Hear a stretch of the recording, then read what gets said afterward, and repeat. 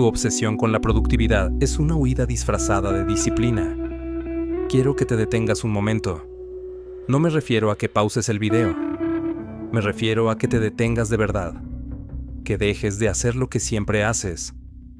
Que dejes de planificar el siguiente paso. De revisar tu lista de tareas. De calcular cuánto tiempo tienes antes de tu próxima obligación. Solo un momento. Aquí, conmigo. ¿Puedes hacer eso? ¿O ya sientes el impulso? Esa incomodidad sutil en el pecho que aparece cuando no estás produciendo nada. Esa voz pequeña que susurra que estás perdiendo el tiempo. Que deberías estar avanzando. Que el que no avanza, retrocede. Observa esa sensación con cuidado. No la juzgues todavía. Solo nótala. Nota dónde la sientes en el cuerpo. Si es tensión en los hombros, o un peso en el estómago, o esa inquietud difusa que hace que tus ojos busquen el teléfono sin que hayas tomado la decisión consciente de buscarlo. Esa sensación tiene un nombre. Y antes de que, desde mi Inodus, termine este video, vas a conocerlo. Escucha esa voz con atención. Porque hoy no vamos a hablar de productividad. Vamos a hablar de lo que esa voz está tratando de ocultarte. De la función real que cumple en tu vida. De por qué la construiste. Y de lo que te está costando no verla. Y si te dijera que todo ese sistema que construiste, toda esa disciplina de la que te enorgulleces, todas esas rutinas matutinas y bloques de tiempo y aplicaciones de gestión de tareas, no son señales de que estás creciendo, sino pruebas de que tienes miedo de hacerlo. Y si te dijera que la persona más adicta a la productividad que conoces, esa persona que admiras porque siempre está avanzando, siempre está optimizando, siempre tiene una respuesta cuando le preguntas en qué está trabajando, ¿en realidad está huyendo? No de responsabilidades, de sí misma. Sé que no quieres escuchar eso, pero algo en ti lo sabe. Lo has sabido durante un tiempo, y ese algo es exactamente la parte de ti que este video está aquí para despertar. Vivimos en una cultura que ha elevado la productividad al nivel de virtud moral. Ser ocupado es ser valioso. Ser eficiente es ser superior. La persona que optimiza cada minuto de su día es admirada, envidiada, imitada. Hay un vocabulario completo construido alrededor de este culto.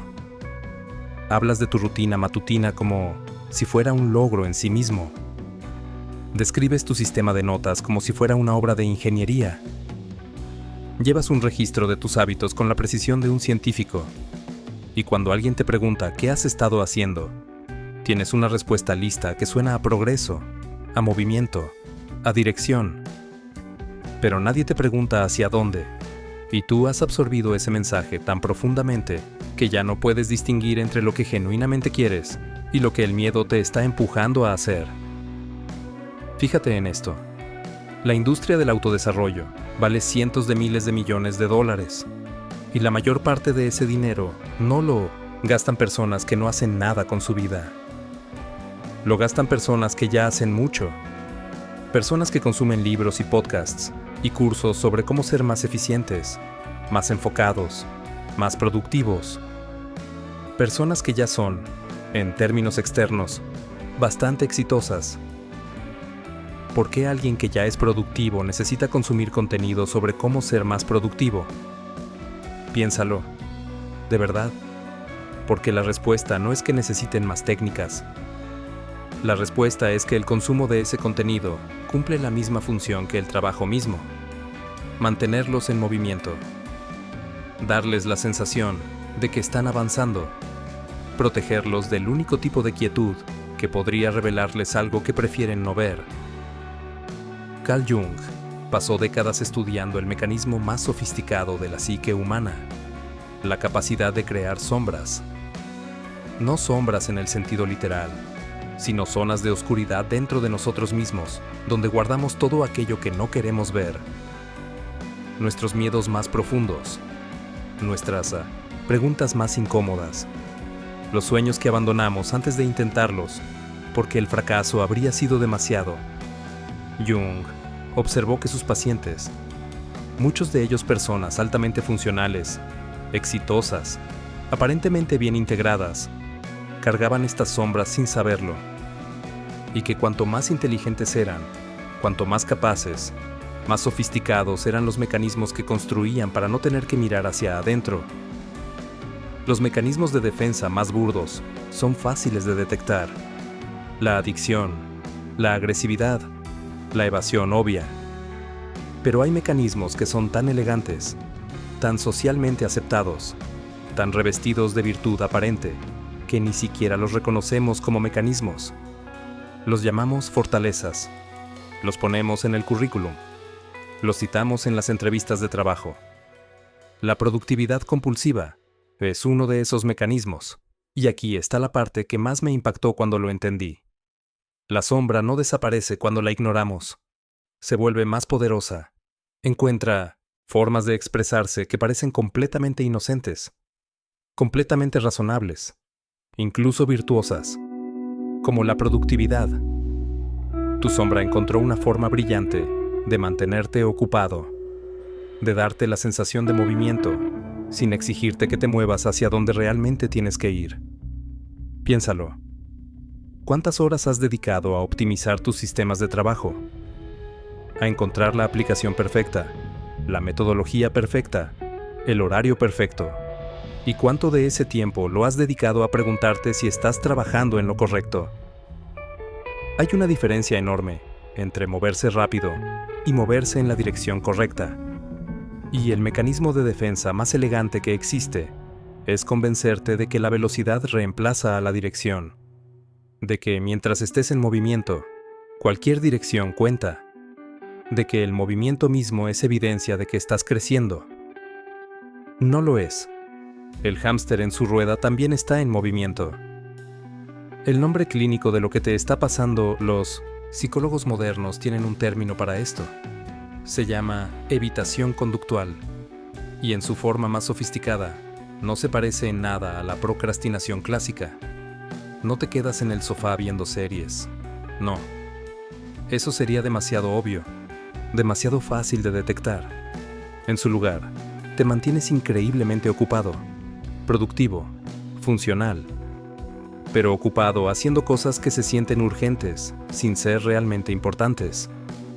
Respondiendo correos, asistiendo a reuniones, perfeccionando presentaciones que ya están suficientemente bien, leyendo libros sobre cómo ser más eficiente en lugar de enfrentar la pregunta real: ¿para qué quiero ser eficiente? Los investigadores que estudian la evitación conductual observaron algo fascinante. El cerebro humano no distingue con facilidad entre actividad genuinamente productiva y actividad usada como mecanismo de evasión. Ambas activan los mismos circuitos de recompensa. Ambas generan dopamina cuando completas una tarea. Ambas crean esa satisfacción momentánea de haber hecho algo.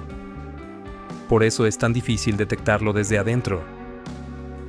Desde adentro, todo se siente como avance. Desde adentro, la diferencia entre trabajar desde la claridad y trabajar desde el miedo es casi invisible. ¿Necesitas distancia para verla? ¿O necesitas que alguien te la señale desde afuera? Eso es lo que intento hacer ahora mismo. La ansiedad es el motor de esta máquina, y la productividad es el combustible que la mantiene en marcha. Cuando estás ocupado, no tienes que sentir la ansiedad. No tienes tiempo. Estás demasiado enfocado en el siguiente elemento de tu lista. Y eso se siente como control. Se siente como dominio. Se siente como que estás ganando. Pero la ansiedad no desaparece. Solo se transforma en irritabilidad cuando algo interrumpe tu flujo de trabajo. En esa sensación de vacío que aparece los domingos por la tarde, cuando finalmente no tienes nada que hacer. En la incapacidad de disfrutar del descanso sin sentirte culpable. ¿Me reconoces ahí? Sé honesto contigo mismo. Esto no es una acusación, es un espejo.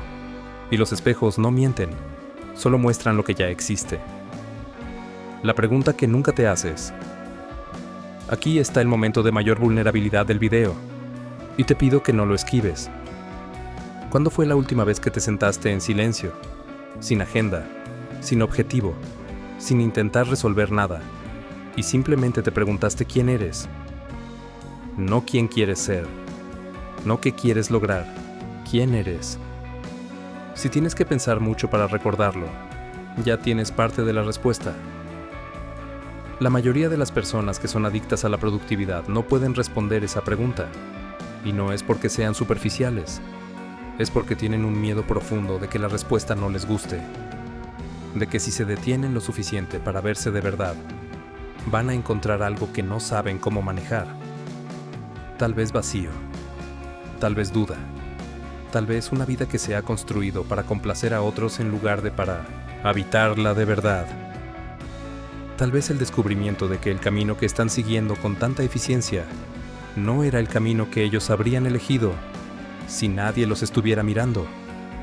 Eso es aterrador. Mucho más aterrador que cualquier proyecto difícil. Mucho más aterrador que cualquier conversación incómoda o decisión arriesgada. Porque implica no solo cambiar lo que haces, sino cuestionarte quién has sido. Y hay algo más que necesito decirte sobre este miedo. Algo que pocas personas mencionan. Es completamente racional. No estás siendo irracional cuando lo evitas. Estás siendo humano. La psique tiene mecanismos de protección por razones evolutivas legítimas. Protegernos de la disrupción. Protegernos de la pérdida de identidad. Protegernos del dolor que puede venir cuando vemos con claridad lo que hemos estado ignorando. El problema no es que tengas ese mecanismo. El problema es cuando el mecanismo que debería protegerte empieza a aprisionarte. Jung llamó proceso individuación. El viaje hacia convertirte en quien realmente eres, en lugar de quien el mundo espera que seas. Y describió ese proceso como el trabajo más difícil que un ser humano puede emprender.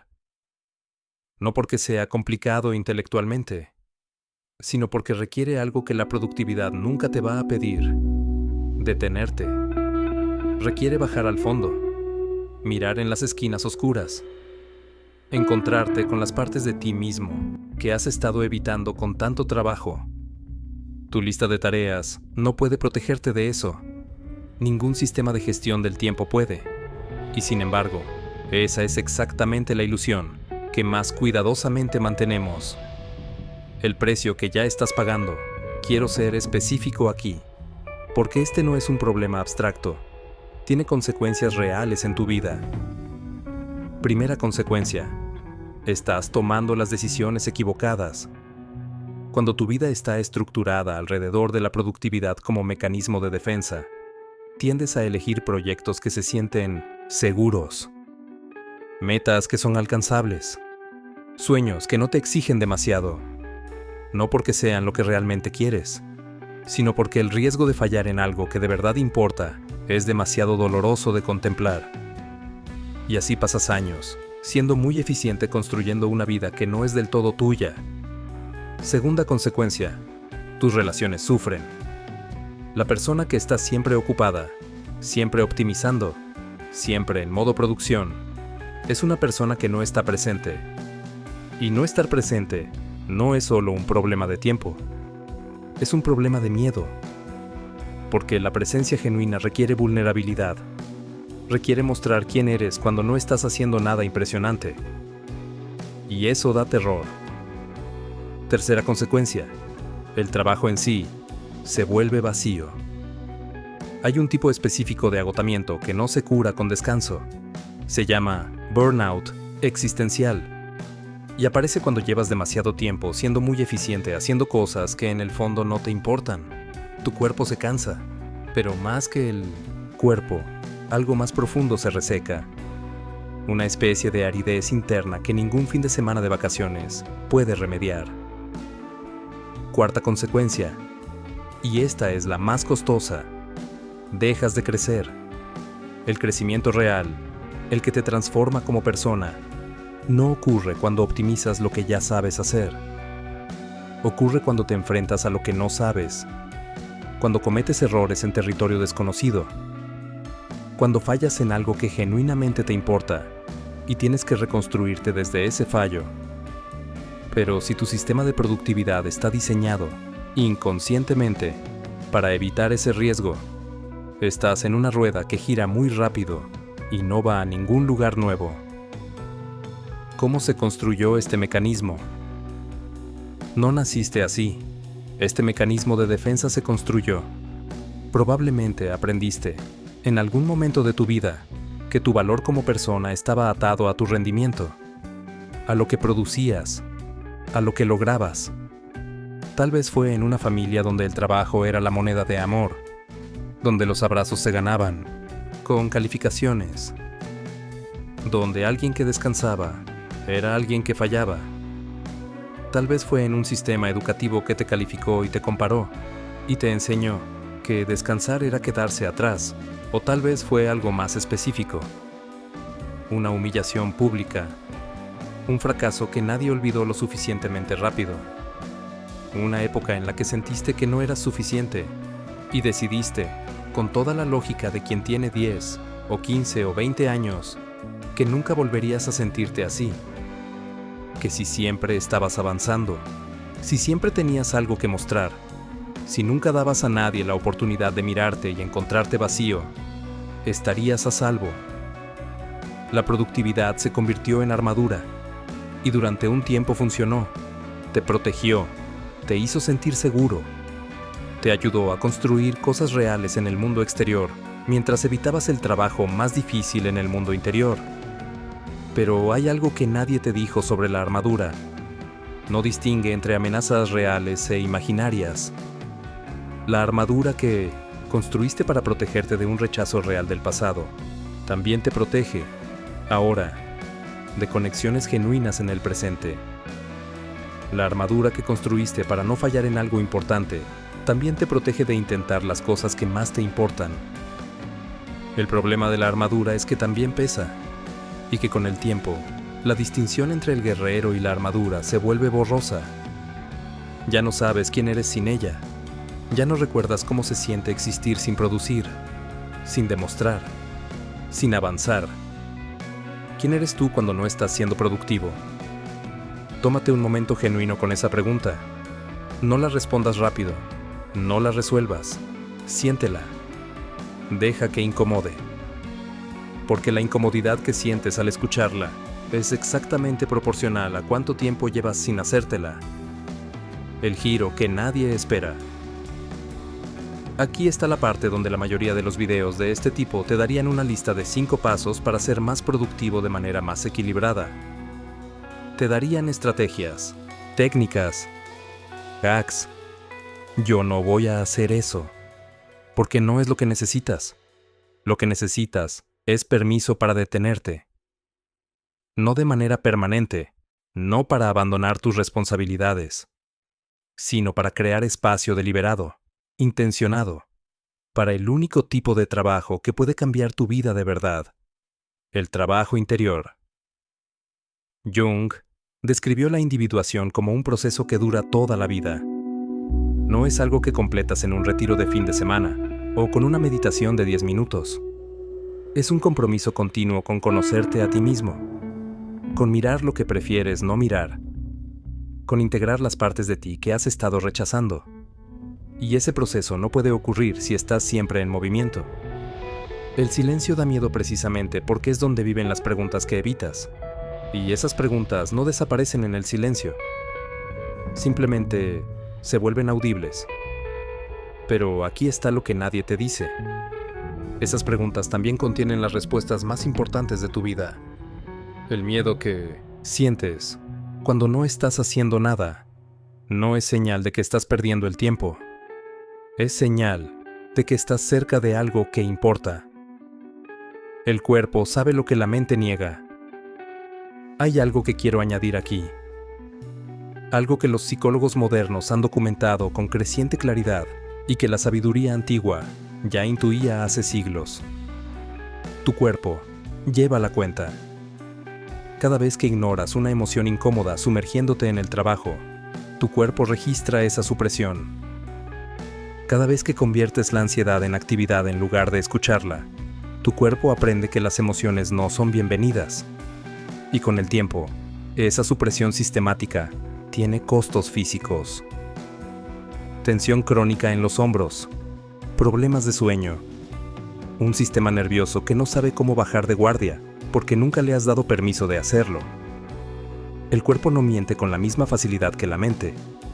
La mente puede convencerte de que estás bien, de que estás avanzando, de que el cansancio es temporal y el esfuerzo vale la pena. Pero el cuerpo te dice la verdad en otros idiomas, en el insomnio de los domingos por la noche, en esa fatiga que no desaparece aunque hayas dormido, en la incapacidad de sentir placer genuino, incluso cuando estás descansando. ¿Reconoces alguno de esos síntomas? No te los menciono para alarmarte, te los menciono porque son información. Son mensajes de partes de ti que llevan tiempo intentando comunicarse contigo y que has estado demasiado ocupado para escuchar.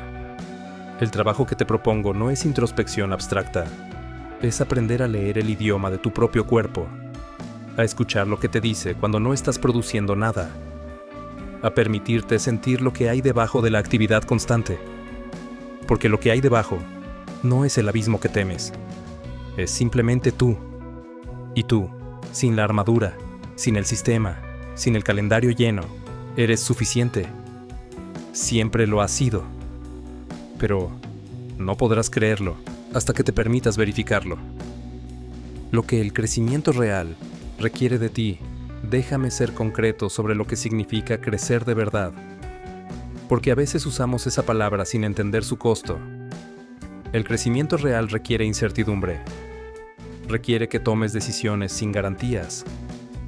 Que empieces proyectos que podrían fracasar. Que te muestres de maneras que podrían no ser bien recibidas.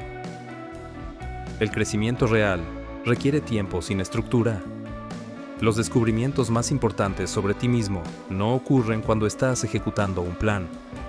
Ocurren en la ducha, en un paseo sin destino, en una conversación que derivó hacia algún lugar inesperado, en el espacio entre una tarea y la siguiente, si te permites habitarlo en lugar de llenarlo inmediatamente. El crecimiento real requiere fallar de manera significativa, no pequeños errores en tareas seguras, sino el tipo de fracaso que duele porque realmente intentaste algo que te importaba. Ese tipo de fracaso es la materia prima de la transformación. Y si tu sistema de productividad está optimizado para evitarlo, está optimizado en contra de tu crecimiento. Y el crecimiento real requiere que seas visto. No tu versión productiva, no tu versión eficiente, tú, con tus dudas y tus contradicciones y tus sueños, que todavía no saben cómo articularse. La pregunta que emerge entonces es, ¿estás dispuesto? Un diagnóstico honesto. Hay maneras de saber si tu productividad es genuina o si es un mecanismo de defensa. Y quiero dártelas con precisión quirúrgica. Señal 1. Tienes miedo al tiempo libre. No un poco de incomodidad. Miedo real. La idea de no tener nada que hacer durante un día entero te genera ansiedad en lugar de alivio. Señal 2. Mides tu valor en términos de lo que produces. Si tuvieras un día en el que no lograste nada measurable, sientes que ese día fue una pérdida, no solo de tiempo, de valor como persona. Señal 3. El descanso nunca se siente suficientemente merecido. Siempre hay algo más que podrías haber hecho antes de relajarte. El bar del merecimiento siempre está un poco más arriba de donde estás. Señal 4. Sabes exactamente qué proyecto importante llevas meses postergando. No porque no tengas tiempo, sino porque ese proyecto es el que de verdad te importa. Y eso lo hace aterrador. Y en su lugar, llenas tu tiempo con cosas que se sienten productivas pero que son, en el fondo, más seguras. Señal 5. Cuando alguien te pregunta cómo estás, tu primera respuesta hace referencia a lo que estás haciendo o logrando. No a cómo te sientes, no a lo que estás pensando, a lo que estás produciendo. ¿Cuántas de esas señales reconociste? No te juzgo. Yo he reconocido todas. La integración. No se trata de producir menos. Necesito ser cuidadoso aquí, porque no quiero que malinterpretes lo que estoy diciendo. No estoy argumentando contra la productividad. Estoy argumentando contra la productividad como sustituto del autoconocimiento. Hay una versión de la productividad que fluye desde un lugar de claridad, que nace de saber quién eres y hacia dónde quieres ir, que se siente como expresión de ti mismo, en lugar de huida de ti mismo. Esa versión es poderosa, es sostenible y produce resultados que tienen significado real. Pero para llegar a esa versión, primero tienes que hacer el trabajo que no produce nada visible, el trabajo de conocerte, el trabajo de integrar tu sombra, el trabajo de preguntarte quién eres cuando no estás ejecutando. Jung habló de la tensión entre los opuestos como fuente de energía psíquica, la tensión entre el hacer y el ser, entre la acción y la contemplación, entre el logro y el significado. Cuando suprimes un lado de esa tensión, pierdes la energía que generaba. Te quedas con un tipo de actividad que es mucho ruido y poca resonancia. La integración no es hacer menos, es hacer desde un lugar más profundo, lo que tienes que hacer ahora. Y llegamos al momento que más evitamos, el momento de la acción real. No te voy a dar una lista de hacks de productividad. Te voy a dar algo más difícil y más valioso. Primera práctica. Siéntate con lo que no sabes. Cada día, al menos 10 minutos, sin agenda, sin objetivo, sin intentar resolver nada. Solo tú y las preguntas que tienes miedo de hacerte. No tienes que responderlas. Solo tienes que tener el coraje de sentarlas frente a ti, sin salir corriendo. Segunda práctica. Identifica el proyecto que llevas evitando. El que realmente importa. No el urgente, el importante. Y dedícale tiempo esta semana. No cuando termines todo lo demás. Ahora, antes. Porque si esperas a tener tiempo, nunca lo tendrás. Tercera práctica. Pregúntate, una vez al día, no qué hiciste, sino quién fuiste. ¿Fuiste honesto? ¿Fuiste presente? ¿Fuiste valiente en algún momento, aunque fuera pequeño? Esas preguntas reorientan tu brújula interna hacia lo que realmente importa. Cuarta práctica. Aprende a tolerar el descanso sin culpa, no como premio después de merecer suficiente, como necesidad humana que mereces simplemente por existir.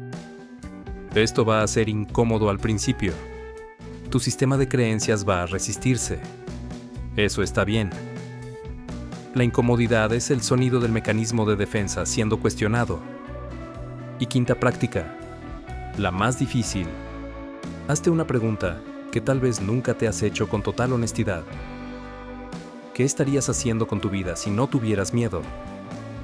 No la respuesta que suena bien, la real, la que se siente frágil e improbable, y tuya. Esa respuesta es el punto de partida. Una última cosa. Sé que una parte de ti va a salir de este video y va a volver a su lista de tareas. Va a continuar con su sistema.